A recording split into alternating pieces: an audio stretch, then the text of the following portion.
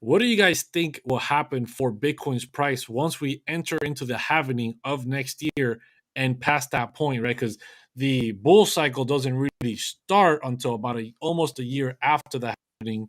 So if we're already at the level of north of 30, do you guys think that we could trigger a super cycle for the price action of Bitcoin? Because I know we've mentioned here on the show before that conservatively Bitcoin might top out at like 150 or a little bit south of 150 at best next cycle. Do you think that we could blow past that if we super cycle? What are your thoughts, Bill? All right, well, let's start with something simple, right? At 16K, crypto Twitter is cheering for the demise of Binance. At 25K, we're talking super cycle. Okay. And that's just human nature. So I get it. Yeah. Now, when you have super cycle talk and you have talk about the halving is not going to drive a super cycle. A super cycle is going to get driven by a legacy event, either a decoupling, which people have been waiting for since 2016. I remember when Magic said that. I never forgot it. Okay. There's got to be an event where digital assets, where money from legacy pours into digital assets, right?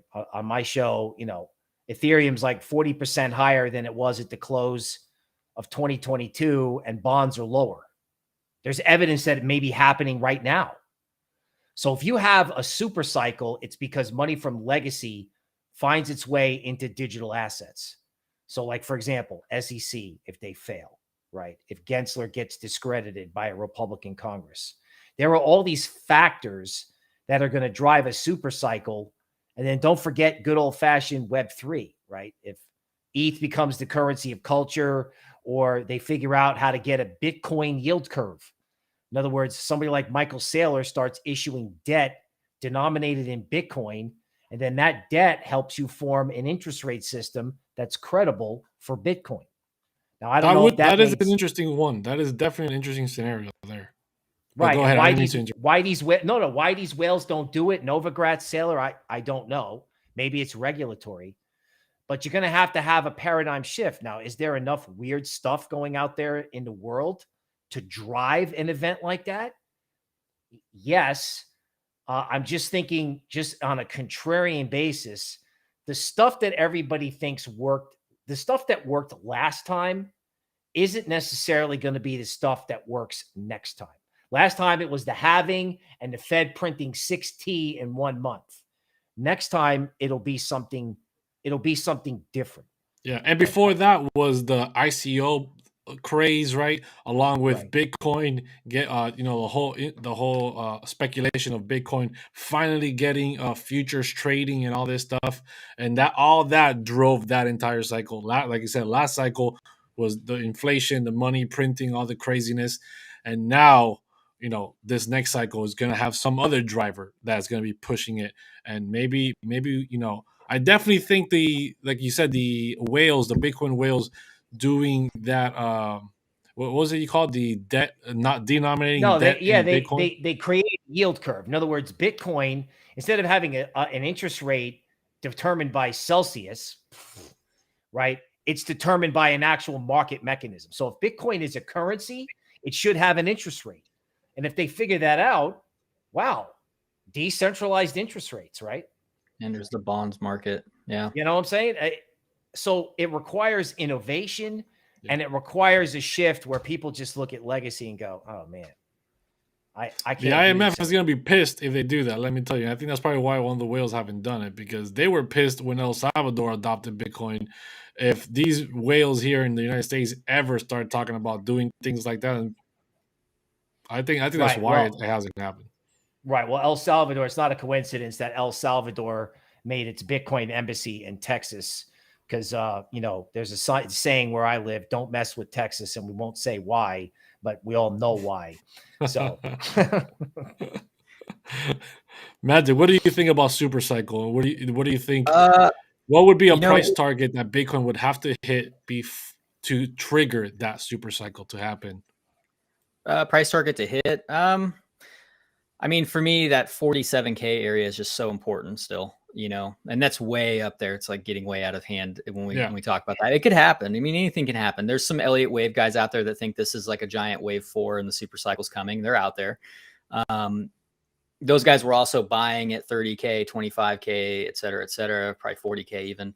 So do I think it's the best thing to latch your teeth to or latch yourself to right away? No, I think we're probably going to mirror last cycle a little bit, but in terms of like what could cause it, I think Bill covered it really, really well. I think adoption's a big part of it too, but getting, an actual yield on it. And I think someone like Gary Gensler could push Bitcoin into the forefront there as well, going after all these projects and shutting down the money that's flowing into more speculative assets. Because crypto, by and large, is kind of a gambling thing for a lot, even firms. We're finding out the biggest chads in crypto, all these firms that we thought were awesome, were just degen gambling and with leverage, and they were no better than the average retail trader in some cases. They just had more money to throw around.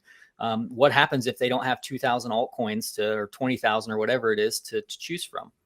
Right. And a lot of the NFTs are getting under attack too from the SEC a little bit from how they're marketing. So if something like that happens and regulation happens and these projects that can't defend themselves, that don't really have any real value, disappear, where does this new money go? It's not going to go into these projects anymore. It's going to roll into Bitcoin and Ethereum, maybe even coins like XRP, the stalwarts that are trying to play by the rules and have the reputation. Do I think that's enough to drive a super cycle? No, but it could be a factor that comes along with it, so it's just one thing. That's a great point. That's a great point, right? And we've mentioned that here before too, that this last cycle, Bitcoin didn't go as high as some people expected for that exact same reason. There's just so many other distractions where money is flowing to, which is very different from the 2017, 2018, right? 2017, 2018, all the money was going towards Ethereum and Bitcoin, right? And some of the other altcoins, but nothing was ripping like Ethereum and Bitcoin was. And we didn't have NFTs, we didn't have DeFi, we didn't have any of that stuff, right? We just had ICOs, and that's where some of the money was going, but that was all being built on Ethereum. Now, in this last cycle, we had NFTs pop off. We had a bunch of DeFi projects pop off. We've had 100 million other altcoins pop off, right? And a lot of that money has gone away to these different assets instead of Ethereum, instead of Bitcoin, instead of some of the top tier projects. So I think that's a very good idea, a point that you were saying about if regulation comes in, wipes that off the planet, right? Wipes off all the stable coins, wipes off a lot of the NFT projects, wipes off a lot of the other unregulated projects and all the other illegal stuff that's happening. And, the death of the 99% of altcoins happens, then where does money have to go? It has to go back to Ethereum. It has to go back to Bitcoin and the few other survivors.